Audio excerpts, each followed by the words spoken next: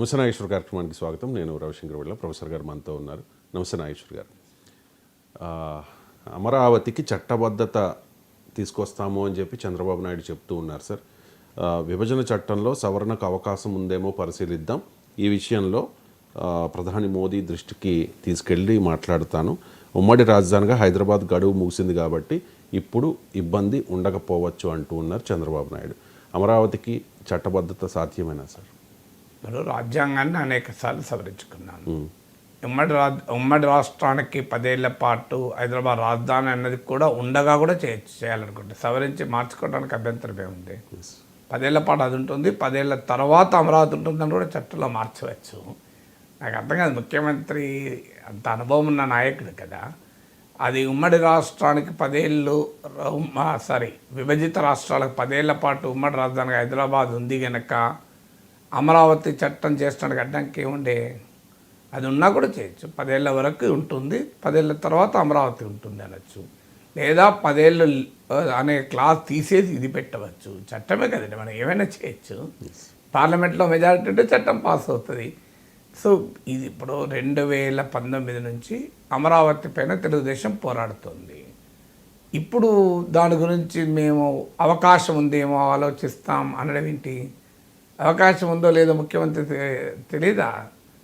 అంటే legal advice ఇప్పటి వరకు తీసుకోలేదో నాకు నిజంగా అర్థం కావడం లేదు. సో విభజన చట్టంలో అది మీకు గుర్తుండే ఉంటుంది, 2014లో తొలి క్యాబినెట్ సమావేశంలోనే ఎజెండాలో కూడా చేర్చకుండా తెలంగాణకు చెందిన 7 మండలాల్ని ఆంధ్రప్రదేశ్ తరలించారు. ఇప్పుడు విభజన చట్టంలో అమరావతిని చేర్చడం అంతకన్నా సులభమైన పని కాదా? నాకు అర్థం కాని అంశం. ఇప్పుడు ఒక రాష్ట్ర భౌగోళిక స్వరూపాన్ని మార్చారు కదా. 7 మండలాలు ఉన్న తెలంగాణను 7 మండలాలు లేని తెలంగాణగా మార్చారు. మార్చగలిగి అది కూడా చట్టం కూడా కాదు, ఆర్డినెన్స్ ద్వారా కేంద్ర ప్రభుత్వం ఒక ఆర్డినెన్స్ ద్వారా తెలంగాణ భద్రాచలం డివిజన్లో పోలవరం ముంపు మండలాల్ని ఆంధ్రప్రదేశ్కు ట్రాన్స్ఫర్ చేసింది. ఒక రాష్ట్ర భూభాగాన్ని ఆర్డినెన్స్ ద్వారా మరో రాష్ట్రానికి బదిలీ చేయగలిగినప్పుడు చట్టంలో సవరణ చేసి అమరావతిని చట్టం ఎందుకు చేయలేరండి? నాకు నిజంగా అర్థం కాని అంశం. పెట్టరాదా? మరి అలాంటి ఏమైనా ఉందో తెలియదు. రాజధాని అని ప్రస్తావించడం మరి ఈ చట్టంలో వీలు కాదా? ఒకవేళ చట్టంలో పెట్టారనుకుందాం, ఏంటి ప్రొటెక్షను?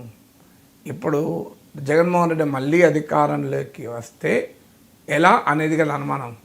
నిజంగానే చట్టంలో పెట్టారనుకుందాం, జగన్మోహన్ రెడ్డి మళ్ళీ వచ్చాడు అనుకుందాం, ఆయనకు అనుకూలంగా కేంద్ర ప్రభుత్వం ఉందనుకుందాం, మళ్ళీ చట్టాన్ని సవరించవచ్చు కదా, మళ్ళీ 3 రాజధానులు తేవచ్చు కదా కావాలనుకుంటే. అందువల్ల అది ఇష్యూనే కాదు, చట్టంలో ఉండడము ఉండకపోవడం అనేది ఇష్యూ కాదు. ఒకవేళ ఇప్పుడు ఎలాగైతే చంద్రబాబు నాయుడుకు నరేంద్ర మోడీతో మాట్లాడి చట్టాన్ని సవరిస్తాడు, అప్పుడు జగన్మోహన్ రెడ్డి అప్పుడున్న ప్రధానమంత్రి నరేంద్ర మోడీ ఉన్న ఇబ్బంది ఏం లేదు కదా. నరేంద్ర మోడీకి జగన్మోహన్ రెడ్డి బ్రహ్మాండమైన సంబంధాలు ఉన్నాయి కదా, మళ్ళీ మార్పించుకోవచ్చు కదా. కేంద్ర ప్రభుత్వం సుప్రీంకోర్టులో అఫిడవిట్లో ఏం చెప్పింది? మాకు సంబంధం లేదన్నది. ఇప్పుడు నరేంద్ర మోడీతో మాట్లాడి చట్టంలో ఏమైనా మార్పు చేస్తామని అంటున్నాడు. కేంద్ర ప్రభుత్వం అధికారికంగా చెప్పింది మాకు సంబంధం లేదని. మరి ఇప్పుడు పార్లమెంట్లో చట్టం చేస్తారా?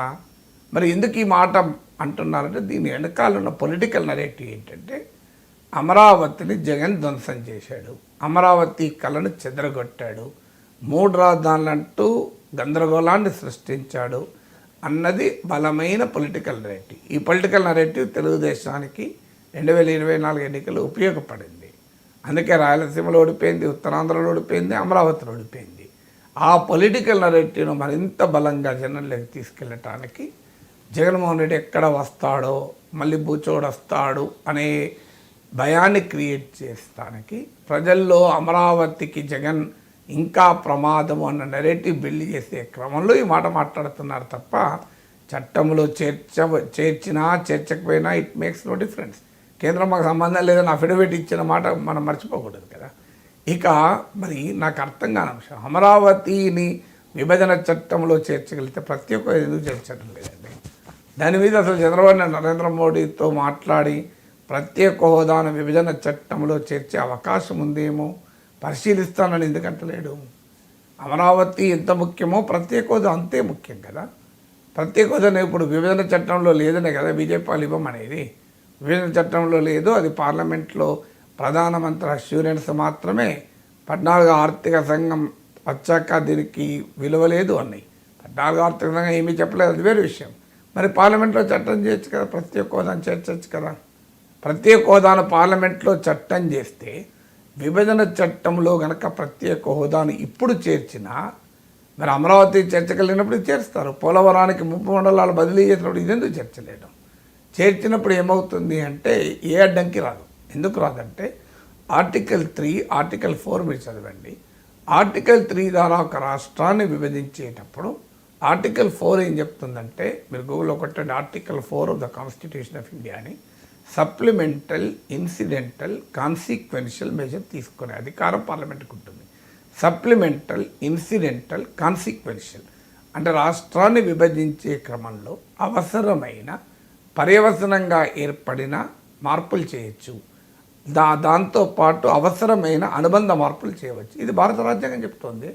మీరు విభజన చట్టం ఆర్టికల్ 3 ఆఫ్ ద కాన్స్టిట్యూషన్ ప్రకారం వచ్చింది కనుక దాంట్లో సవరణ చేస్తే ఆర్టికల్ 4 ప్రకారం సప్లిమెంటల్, ఇన్సిడెంటల్, కాన్సిక్వెన్షియల్ మెజర్ తీసుకోవచ్చు. ఇది నేను చాలాసార్లు టీవీలో మాట్లాడినాక ఒకరోజు గల్లా జయదేవ్ పిఏ నాకు ఫోన్ చేశాడు. సార్ జయదేవ్ సార్ పార్లమెంట్లో మాట్లాడాల్సింది, మీరు ఇది సప్లిమెంటల్, ఇన్సిడెంటల్, కాన్సిక్వెన్షియల్ అని పదే పదే అంటున్నది చూశారు, దాని గురించి నాకు వివరాలు పంపారంటే నేనే పంపించాను. పార్లమెంట్లో మాట్లాడాడు కూడా జయదేవ్ గారు. మీకు మరి ఇబ్బంది ఏమున్నది? అందువల్ల అమరావతిని సవరించి విభజన చట్టంలో చేర్చండి, ప్రత్యేక హోదాను కూడా చేర్చండి, వీలైతే విశాఖ స్టీల్ ప్లాంట్ ప్రైవేటీకరించమని కూడా చేర్చండి. సంతోషం కదా. అమరావతిని విభజన చట్టంలో చేర్చినప్పుడు ఒక 50,000 కోట్లు, 1,00,000 కోట్లు సాయం చేస్తామని రాయమనండి, ఇంకా సంతోషం కదా. ఎందుకు రాయకూడదు? ఒక రాష్ట్రానికి అక్కడి ప్రజల అభిష్టానికి భిన్నంగా విభజించినప్పుడు వాళ్ళకి రాజధానిని కల్పించే బాధ్యత లేదా? అందువల్ల నరేంద్ర మోడీ సెకండ్ నాడు వస్తున్నాడు కనుక ఆ ప్యాకేజీ కూడా ప్రకటించే చట్టంలోనే మార్చి అమరావతి రాజధానిగా ఆంధ్రప్రదేశ్కు మేము ఏర్పాటు చేస్తాం. దీనికి నెక్స్ట్ 5 ఇయర్స్లో ఒక ఏడాదికి 10,000 కోట్లు, 20,000 కోట్ల రూపాయల గ్రాంట్ ఇస్తాం. భారత ప్రభుత్వ బడ్జెట్ 48 లక్షల కోట్లు, ఇప్పుడు ఇంకా పెరిగి ఉంటుంది. 48 లక్షల కోట్లలో ఒక 1,00,000 కోట్లు ఇవ్వడానికి ఏంటి అభ్యంతరం? అది కూడా 5 ఏళ్లలో. నేనంటే ఏడాదికి 20,000 కోట్లే కదా. ఇప్పుడు ఇచ్చిన 15,000 కోట్లు ప్రపంచ బ్యాంక్ ద్వారా రుణం ఇప్పించారు కదా, అప్పు మనమే కట్టుకోవాలి, తెలుగు వాళ్ళకి, ఆంధ్రప్రదేశ్ ప్రజలు కట్టుకోవాలి. అందువల్ల డెఫినెట్గా చట్టంలో మార్పించండి.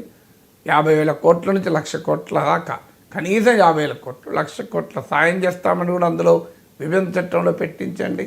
ప్రత్యేక హోదాను కూడా ఇదే సవరణలో పనిగా చేయించండి. ఇది చట్టం ద్వారా అవసరం లేదు, ఆర్డినెన్స్ ద్వారా చేయించండి.